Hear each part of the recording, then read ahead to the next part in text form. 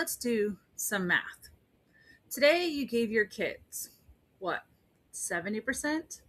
Work took 20, the house took 10, somebody needed a ride, somebody needed help with homework, somebody needed you to be patient at exactly the moment you had none left.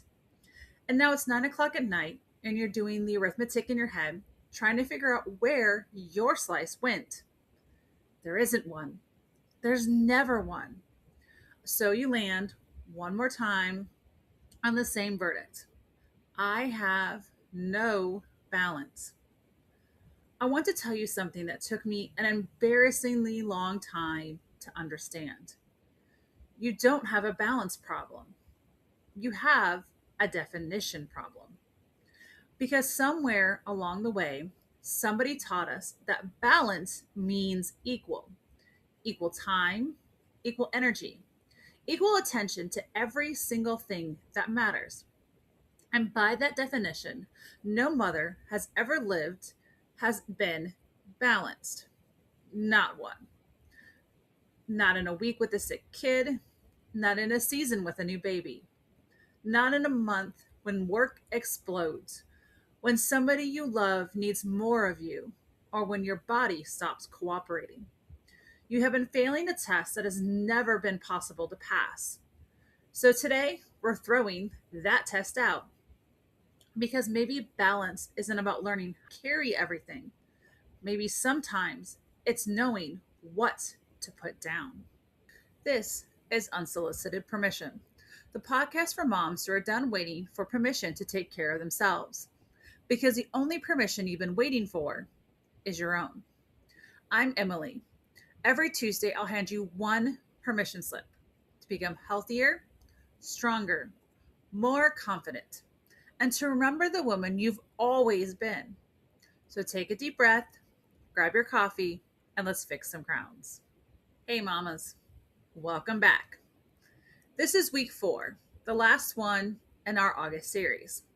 And look at what we've done this month. We've named the real enemy, the perfect routine myth. You fired a should.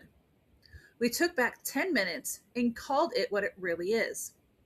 A declaration that you still matter. Last week, we walked all of that straight into the loudest season of the year and said, hold your corner. We named it, reclaimed it, tested it. Today, we own it. So here is this week's permission slip. You have permission to let your life tilt without calling yourself a failure. Not balanced like a scale. Not equal. Not 50-50. Tilted, leaning hard into whatever this season actually needs. Sometimes because you choose it. And sometimes because life chose it for you. Because you may not always control what causes the tilt, but you still get to decide how you're going to live inside it. Let's talk about where this idea even came from. Picture the image we've been handed our whole lives.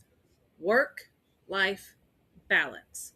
A scale, 2 sides, perfectly even.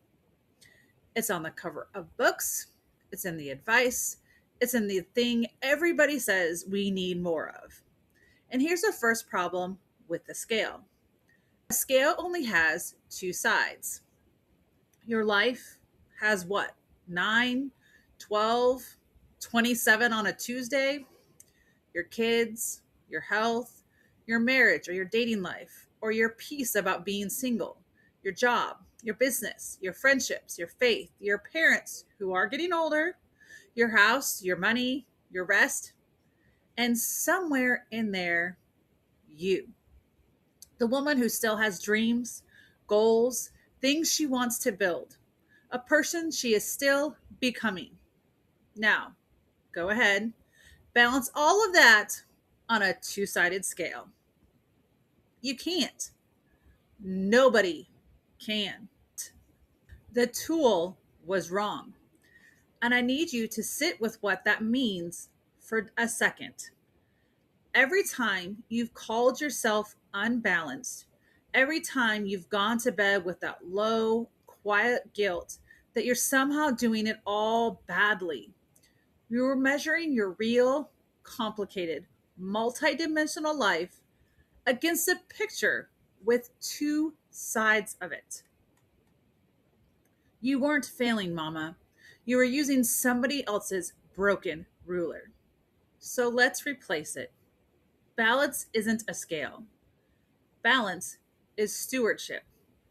Stewardship means I know what I've been given, I know what matters, and I decide where my limited time, energy, and attention need to go. Not evenly, intentionally. Sometimes that sounds like this month, my kid needs more of me, so she gets more. Or this quarter, my business needs more of me, so I'm giving it more. Or my family is going through something right now, so some other things are going to have to wait. And sometimes you don't get to choose what needs more. Sometimes your body chooses for you. Sometimes life walks right in, knocks that perfectly balanced scale at the table, and says, we're doing this now. That's still a tilt. But here's the distinction I've had to learn. Intentional doesn't mean you choose what happened. It means you're choosing how you're going to respond to what happened. You're deciding what gets your energy, what gets protected, what can wait, and sometimes what needs to come off the plate completely. Balance isn't equal, it's intentional. And I think I understand that now in a way I never did before. Here is the irony about me talking to you about balance. I have never been a person with a lightly loaded plate, ever. In high school, I played basketball, cheerleading, did marching band, choir, performances, scholastic bowl. I was newspaper editor, yearbook editor. And that's not even the whole entire list. Then I went to college and apparently thought, you know what this schedule needs? More. I double majored. I worked 3 jobs. I had dance rehearsals and performances, sorority obligations, Panhellenic council. And again, that's the abbreviated version. That's who I've always been. I like doing things. I like building things. I like being involved. I like chasing big goals. I have spent most of my life looking at a ridiculously full plate and thinking, okay, how do I make all of this work? And honestly, for a long time, I could. Maybe not perfectly. Maybe not with anything resembling that beautiful little evenly balanced scale we've been talking about today. But I could carry a lot. So I did. And then IIH happened. And for the first time in my life, I've had to learn something I really, really am not good at. I had to learn how to say no. Not because I don't want something, not because it doesn't matter, not because I've stopped being ambitious, not because I'm suddenly okay with making my world smaller, but because I've had to accept that sometimes I cannot carry everything that's on the plate. Graduate school was one of those things. And that one was hard because I didn't want to stop. I didn't suddenly care less about my degree. My goals didn't change. My plans didn't change. But IIH brought this mental fog with it that made reading, retaining information, and doing my schoolwork so much harder than it had been before. And I kept trying to make it work because that's what I do. Okay, this is harder now. How do I work around it? What can I rearrange? Where can I find some more time? How do I push through? Until eventually I had to admit something I did not want to admit. I couldn't rearrange the plate anymore. Something had to come off. And I chose graduate school temporarily. And I need you to hear that word temporarily because I didn't say I give up. I didn't say I guess I'm never finishing.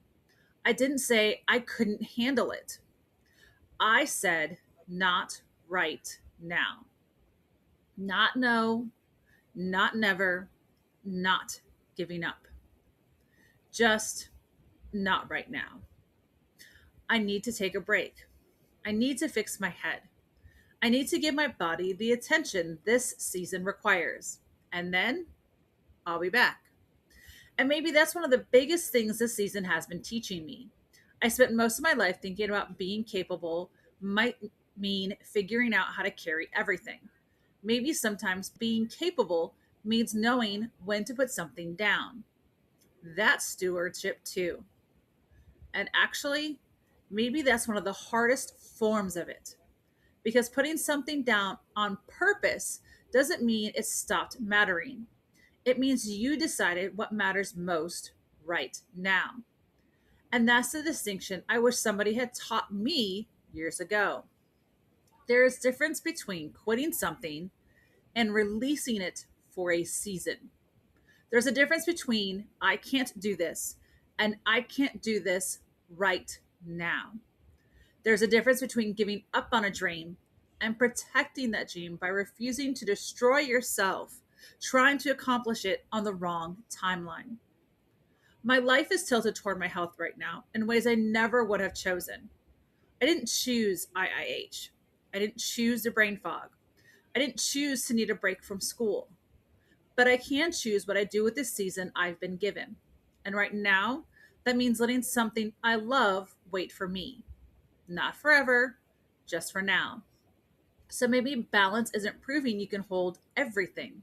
Maybe sometimes balance looks like having the courage to put something down without convincing yourself that means you failed. And mama, I wonder if that's where some of you are right now. Maybe your problem isn't that you haven't found the right routine. Maybe you don't need another planner, another productivity hack, another color coded calendar, another morning routine that requires you to wake up before the rest of civilization. Maybe there are 13 things on a plate that currently has room for 10, and no amount of organizing is going to change the size of the plate. Something might need to wait. I know you don't want to hear that. Neither did I. Because putting something down can feel like failure, especially when you're used to being the woman who figures it out, especially when everybody else is used to you figuring it out. But listen to me, not right now is a complete answer. It doesn't mean the dream died. It doesn't mean you're lazy. It doesn't mean you couldn't hack it. It doesn't mean you're becoming less of yourself. Sometimes, not right now, is how you protect the woman who will eventually come back for it. And that matters. Because you don't need to prove your strength by carrying something until it crushes you. Now, here's the other side of this. Because I don't want you to hear, put something down, and translate that into, Emily said nothing matters anymore. Everybody fend for yourselves. Nice try. A tilt still needs a floor. Even in the most lopsided season of your life, there needs to be something that reminds you, I'm still here. For you, it might be your 10 minutes, your corner, your walk, your Bible, and your coffee. 10 minutes of movement. Sitting in the car for 5 minutes before you walk into the house. It doesn't have to be impressive. Actually, it probably shouldn't be. Remember, if it only works on a good day, it's not a floor. It's a wish. Your floor is small enough to survive the bad days. And here's why that matters more than it sounds. The floor is proof. It's the thing that says, even in a season where almost everything is going to be somebody or something else, I did not disappear. Because a tilt with a floor is stewardship.